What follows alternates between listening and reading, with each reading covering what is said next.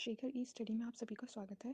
प्रिय विद्यार्थियों, हमारे इस ऑनलाइन इंस्टीट्यूट के माध्यम से आप सभी को गणित और हिंदी विषय का आधारभूत तरीके से अध्यापन कराया जाता है, जिसमें कहीं अगर थोड़ी बहुत त्रुटि हो जाती है तो उसके लिए हम क्षमा प्रार्थी हैं और इस संबंध में आपके सुझाव आमंत्रित हैं। धन्यवाद।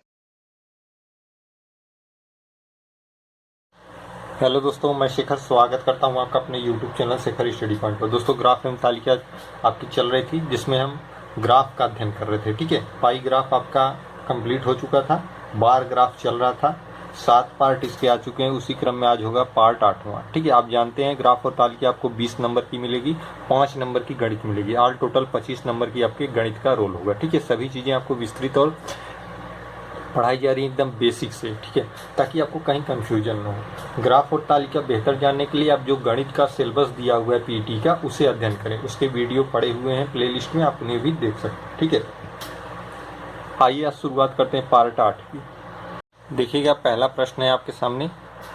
ये एक बार ग्राफ दिया हुआ है, कह रहा है 4 दुकानों B1, B2, B3, B4 से पुस्तकों की बिक्री 1000 में नीचे दी गई है। मतलब ये पूरे बार ग्राफ में दर्शाई गई है। ग्राफ का अध्ययन करें और निम्नलिखित प्रश्नों का उत्तर दें। ठीक है, देखिए ये 4 दुकानें हैं, पहली B1, दूसरी B2, तीसरी B3, चौथी B4। ठीक है, ये 4 दुकानों का बार ग्राफ है। उसमें देखिए बिक्री जो 1000 रुपए में दी गई है, इस आधार पर दी गई 10,000, 20,000, 30, 40 ऐसे से 90,000 तक। ठीक है, ये आपका ग्राफ दर्शा रहा है। ठीक है, ग्राफ देखना लगभग आप सीख चुके होंगे, मैंने 2 पार्टों में एकदम विधिवत बता दिए ग्राफ कैसे देखा जाता है। ठीक है, अब आपको प्रश्नों का उत्तर देना है। इतना चीज आप जानकारी जान गए। इस ग्राफ में 4 दुकानें हैं, चारों दुकानों की बिक्री दी हुई है, कितनी बिक्री हुई है, वो बिक्री 1000 में यहाँ पे अंकित है। ठीक है, यदि प्रत्येक दुकानों में पुस्तकों की बिक्री में 10% वृद्धि हो सकती है तो सभी दुकानों द्वारा बेची गई पुस्तकों की कुल संख्या 1000 में क्या होगी। ठीक है, 1000 में संख्या पूछा है। अगर 10% वृद्धि हो जाए सभी दुकानों में, ठीक है, तो सभी दुकानों में बेची गई पुस्तकों की संख्या 1000 में क्या होगी। अभी तो आपको यहाँ से पता है, देखिए B1 इसके सीध में अर्थात 20,000 है। कितना है, 20,000 है। ठीक है, B2 यहाँ पे है, ये भी 40,000 है। ठीक है, B3 देखिए 40 और 50 के बीच में है, 45,000 है। ठीक है, B4 कहाँ है, 80 है, 80,000। ये तो आपको आंकड़े दिए गए हैं। ठीक है, ये आंकड़े दिए गए हैं, लेकिन कह रहा है कि यदि प्रत्येक दुकानों में पुस्तकों की बिक्री में 10% वृद्धि हो सकती है, मतलब इनकी जो बिक्रियां हैं इसमें 10% की वृद्धि हो जाए, 20,000, 40, 45, 80 में, तो सभी दुकानों द्वारा बेची गई पुस्तकों की अब नई संख्या जो होगी वो 1000 में क्या होगी। तो सभी की बिक्री लिख लीजिए। पहले की 20,000 है, दूसरे की क्या है 40,000 है, तीसरे की क्या है 45,000 है, और चौथे की क्या है 80,000। ठीक है, ये सारी बिक्रियां हो गई। हम इन चारों को ऐड कर लेते। 4 ही दुकान है, देखिए B से B4 तक, चारों की बिक्रियां हमने लिख ली यहाँ पे ग्राफ के माध्यम से। अब कह रहा है कि पुस्तकों की बिक्री में 10% वृद्धि हो जाए, इसी में 10% की वृद्धि कर दो। प्रश्नता आपको पढ़ाई गई है, अगर आपने देखा होगा पार्ट आपको दिक्कत नहीं होगी। इसमें 10% की वृद्धि करनी है, अर्थात 100 में 10 बढ़ाएंगे क्या हो जाएगा, 110 हो जाएगा। 100 में 10 बढ़ाएंगे, प्रतिशत है तो बटे 100 कर देंगे। ठीक है, अब इसी को सॉल्व कर लीजिए, आपका आंसर आ जाएगा। देखिए 40, 40, 80, 85, 8, 8, 16, 165, 175, 185। ये होगा 185 गुणे 110 बटे 100। 0 0 से कट गया, 5 2 में 10, 5 3 में 15, 5 7 में 35। ठीक है, अब ये गुणा कर देंगे, 11 7 में 77, 11 3 में 33, 7 40 बटे 2। ठीक है, भाग देंगे, 2 से जब भाग देंगे तो आएगा आपका 2 2 में 4, 0 उतर जाएगा, 2 3 में 6, 2 5 में 10, इतना 1000। ठीक है, मतलब 203.5 हजार नई बिक्री हुई जब 10% की वृद्धि हो गई बिक्री में। ठीक, तो पुस्तकों की कुल संख्या कितनी हुई, 203.5 हजार पुस्तकें बिकी हुई हैं। ठीक है, देखिएगा फिर से एक शॉर्ट तरीके से मैं बता दे रहा हूँ। देखिए 4 दुकानें थी, चारों की बिक्रियां दी हुई थी। ठीक है, आपसे कहा था कि सभी बिक्री में 10% की वृद्धि कर दीजिए, तब पुस्तकों की संख्या 1000 में क्या होगी। सभी दुकानों की बिक्रियां हमने लिख ली, ऐड करके 10% बढ़ा दिया। पर प्रतिशत है, वृद्धि कहा है कितने की, 10% की, तो अपने आप में हर चीज 100% होती है। 10 बढ़ाएंगे तो 110 हो जाएगा, क्योंकि प्रतिशत है, बटे 100 कर देंगे, इसी को सॉल्व कर देंगे, आके आ जाएगी। ठीक है, 203.5 हजार पुस्तकें। ठीक, आइए अगला प्रश्न देखते हैं। देखिए नया बार ग्राफ है, नीचे दिए गए बार ग्राफ का अध्ययन करें। ठीक है, जो वर्षों में 3 अलग अलग कंपनियां XYZ द्वारा कागज के उत्पादन के आंकड़े दर्शाते हैं। मतलब एक बार ग्राफ है, इसमें 3 कंपनियां हैं, तीनों का विभिन्न वर्षों में कागज का उत्पादन दर्शाया गया है। देखिए एक कंपनी नीले से ब्लू से जो है X है, ब्लैक से Y है और रेड से Z है। ये तीनों कंपनियां हैं XYZ जिनका प्रदर्शन यहाँ पे बार ग्राफ में किया गया है। देखिए 1996 का विवरण है, 97 का है, 98 का है, मतलब हर वर्ष में तीनों का विवरण है। 1999 में तीनों कंपनियां हैं और 2000 में तीनों कंपनियां हैं। ठीक है, उत्पादन इनका लाख टन में यहाँ पे दिया गया है। ठीक है, उत्पादन यहाँ पे देखिए 10 से 60 के बीच लिया गया है, ये लाख टन में है। जैसे 10 lakh ton, 20 lakh ton, 30 lakh ton, 40, 50, 60 lakh ton. ठीक है, ये चीज आपको बार ग्राफ में दी गई है, इसी का अध्ययन करके आपको प्रश्नों का उत्तर देना है। ठीक है, 1997 से 99, ठीक है 1997 से 99 में कंपनी Y के औसत उत्पादन के उसी अवधि में कंपनी Z के औसत उत्पादन का अनुपात क्या है। ठीक है, 97 से 99 की बात कर रहा है, अर्थात ये 97 हो गया और यहाँ से 99, मतलब 3 वर्षों में 1, 2, 3 ठीक में कंपनी Y के औसत उत्पादन, मतलब Y कौन सी है, देखिए Y ब्लैक है, ब्लैक मतलब इसका, इसका और इसका। कंपनी Y के औसत उत्पादन उसी अवधि में कंपनी Z के औसत उत्पादन, Z कौन सी है, रेड है, ये वाली और ये वाली। ठीक है, 1997 से 99 के बीच लेना है, Y को लेना है, Z को। यहाँ X से कोई मतलब नहीं है, ध्यान देंगे जैसा जैसा प्रश्न कह रहा है। Y का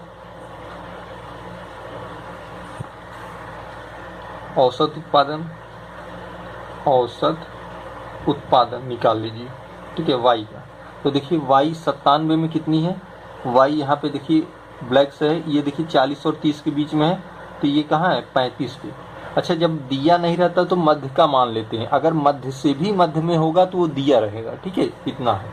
अब 40 और 30 के बीच में ले गया है तो 35 का, हालांकि मैंने हाथ से बनाया, अगर प्रिंटेड होता तो बहुत स्पष्ट दिखता 30 और 40 के बीच में है। ठीक है, और ब्लैक यहाँ पे देखिए 98 में कहाँ है, इसी के सिमिलर है, अर्थात ये भी क्या है 35 है।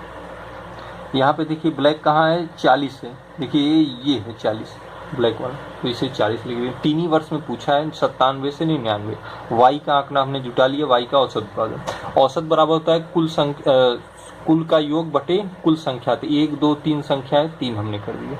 ठीक है, सबका योग कर दिया। चूंकि औसत उत्पादन की बात किया है, एक वर्ष यहाँ पे देखिए 37 लाख टन था, 35 लाख टन था और 40 लाख। ठीक है, 35 लाख और 40 लाख टन, ये तीनों वर्ष में उत्पादन था। औसत निकालने के लिए 3 से भाग दे देंगे। ठीक है, 35 70 होता है, 70 4 110 होता है। ठीक है, बटे 3 कर देंगे। ठीक, अब इसे यहीं पर रहने दीजिए, डिवाइड न करिए, पॉइंट में चला जाएगा। क्योंकि हमें अनुपात निकालना है ना, अभी ये फिर बटे में हो जाएगा। अब देखिए दूसरा क्या है, Z का औसत उत्पादन, Z का औसत उत्पादन उसी वर्ष में 97 से 99। Z कहाँ है, रेड से है, ये देखिए 40 है, ये भी 40 है और ये कहाँ है 35 है, मतलब 40 40 और ये देखिए रेड वाला ये आ रहा है ना बीच में 35। 3 है, औसत की बात है, क्योंकि औसत जब भी निकाला जाता है सबका योग करके जितनी संख्या रहती है उसी से भाग दे देंगे। तो 3 संख्या है, 1 2 3, 3 से भाग दे दिए, 1 2 3 संख्या 3 से भाग दे दी। ठीक, 40 40 80 होता है, 80 20 100 और 115 बटे 3।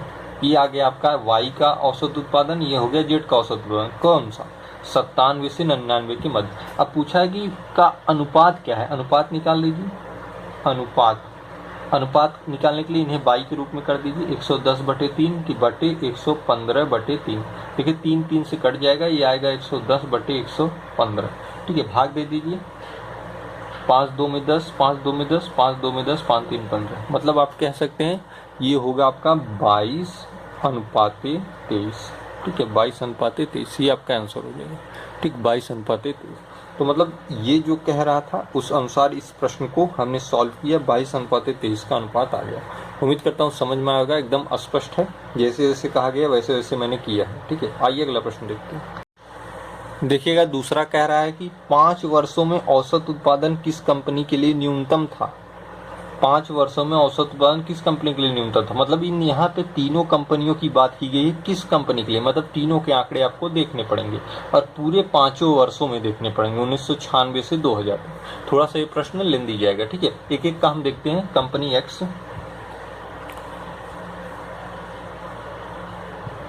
कंपनी एक्स औसत उत्पादन मतलब सभी वर्ष का उत्पादन जोड़ के उतने का भाग दे देंगे। 5 वर्ष है तो 5 से भाग दे देंगे। देखिए एक्स आपकी ये है एक्स और ये है एक्स, ए है एक्स और ब्लू वाली ये, मतलब 5 वर्षों में आपको देखना है। देखिए एक्स का 1996 में कितना था, 30 था, ठीक। 1997 में देखिए 40 और 50 के मध्य में है, 45 मानेंगे, ठीक है।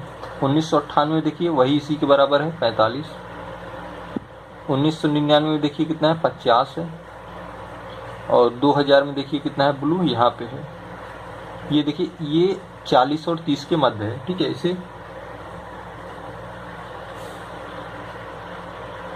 लगभग 40 है, देखिए यहाँ पे है, मतलब थोड़ा सा हाथ से बनाने में जरा सा ऊपर नीचे हुआ है, ये 40 है, ठीक है। 40 जब आप प्रिंटेड फिगर देखेंगे, देखिए इसी के सीध में आ रहा है, देखिए यहाँ पे एक्स, ठीक है। 2000 तो 40 ही है, ठीक। कितने हैं, 3 2 5 है, 5 से भाग देंगे। 45 45 90 होता है, 90 और 50 140 होता है, 180 180 और 30 210, ठीक है। क्या होता है, 210, 210/5 कर दिए। कंपनी वाई देखिए, वाई देखिए एक यहाँ पे है, यहाँ यहाँ यहाँ और यहाँ, ठीक है। कंपनी वाई 96 में कितनी है, देखिए 20 और 30 के बीच में है तो 25 मानेंगे, ठीक है। और यहाँ पे देखिए 40 और 35 के बीच में है, 35 मानेंगे। फिर देखिए यहाँ पे देखिए इसी के बराबर है, 35 ही है। फिर देखिए ये 40 है, ब्लैक वाला देखिए, ये ब्लैक कहाँ पे है, देखिए इसी के बराबर है, अर्थात 50 है। 5 हो गया, 5 से भाग दे दीजिए। 35 35 70 होता है, 70 40 110 होता है, 160 70 80 5 85, 185/5 भाग दे देंगे, आएगा 37। 5 3 15, 5 7 में 35, ठीक है। अब जेड का निकाल लीजिए, क्योंकि हमें तीनों कंपनी का निकालना पड़ेगा। जेड रेड वाला है, देखिए एक यहाँ पे है, यहाँ यहाँ यहाँ और एक यहाँ पे है, ठीक है। 96 में जेड देखिए कहाँ है, 40 और 30 के मध्य है, 35। यहाँ पे देखिए 40 है। जेड को देखेंगे रेड वाला, देखिए इसी के बराबर है, 40 है। फिर देखिए रेड वाला यहाँ पे देखिए 40 और 30 के मध्य है, ये 35 है। फिर देखिए इसी के बराबर है, 35 है।